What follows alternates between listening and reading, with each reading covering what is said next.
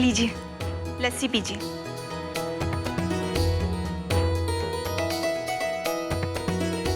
अरे, ध्यान कहाँ है आपका? इस पत्र में ऐसा क्या रोचक लिखा है जो आप मुझे सुन भी नहीं रहे? यशोदा, ये तो हमारे ध्यान में आया ही नहीं।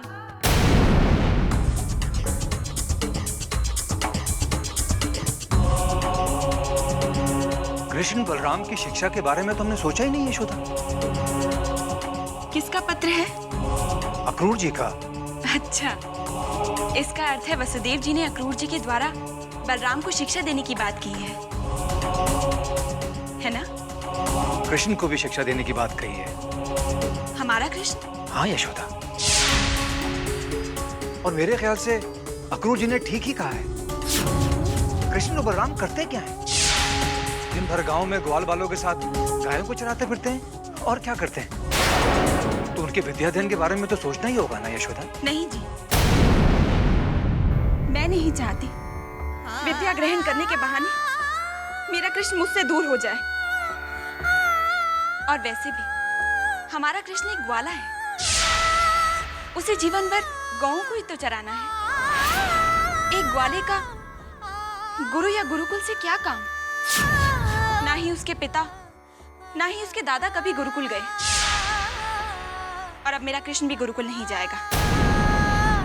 बलराम की बात और है, वो यदुवंशी है, उसे भविष्य में राज सिंहासन पर ही बैठना है। राज सिंहासन? राज सिंहासन पर बैठना हो या खेतों की मुंडेरों पर मैया? बलराम अपने कान्हा के साथ ही बैठेगा।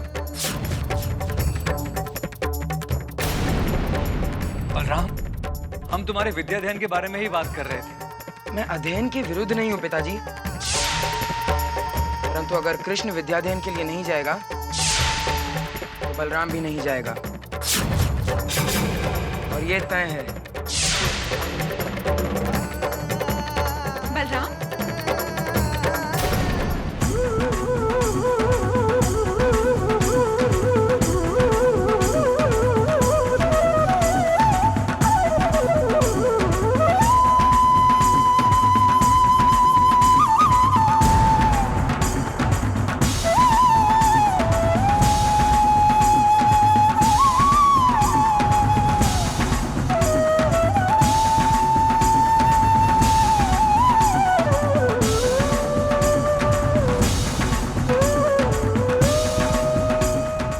जाने दो कन्हैया।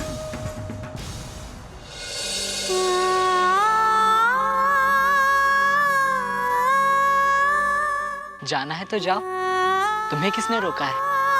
तुम्हारे प्रेम ने।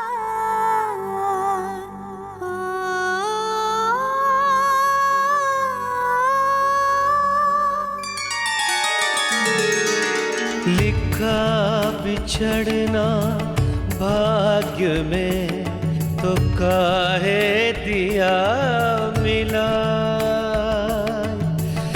बैरन बिरहा की जलन मन से सही न जा।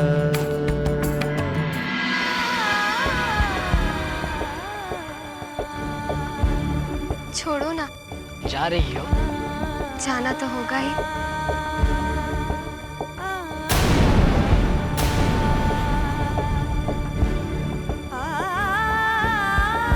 जाना ही था तो तुम आई क्यों ना थे?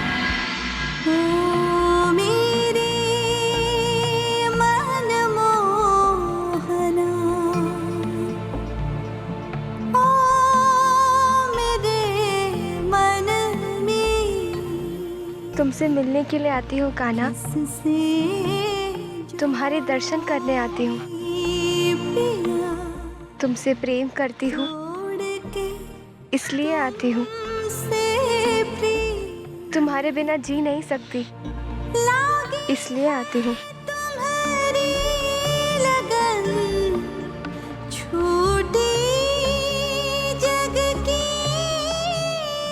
किंतु तुम्ही ने नियम बनाए हैं ना कृष्ण,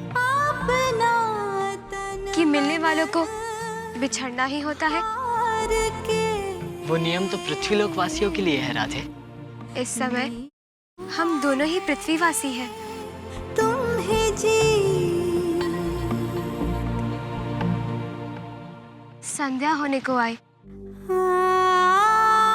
मैं घर जाती हूँ, नहीं तो माँ मुझे ढूंढते ढूंढते यहाँ आ जाएगी।